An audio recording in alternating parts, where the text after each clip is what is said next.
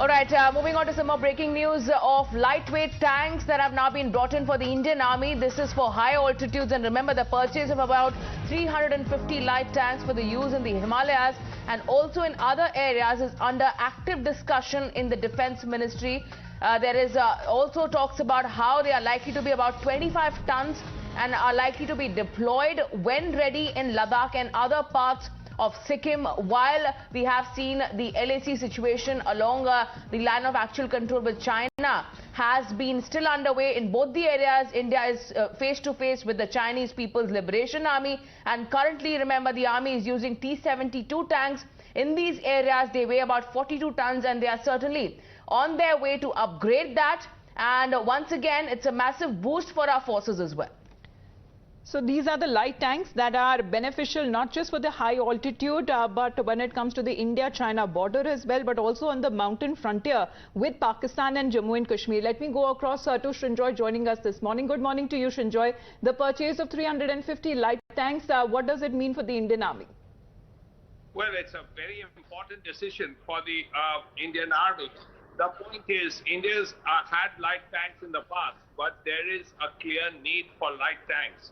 Now, what is a light tank? It's about 25 tons. That's what it will be.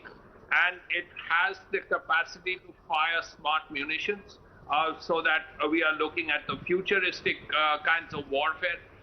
It will have a crew of 2 to 3 people.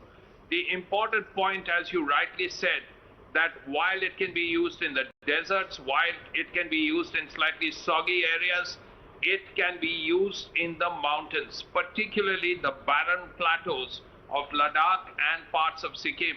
Now, that's where India, again, as you said, has the T72 tanks, but it's important that the light tanks be used in that area. They are ideal for light tanks, which is why India has sought 350 light tanks.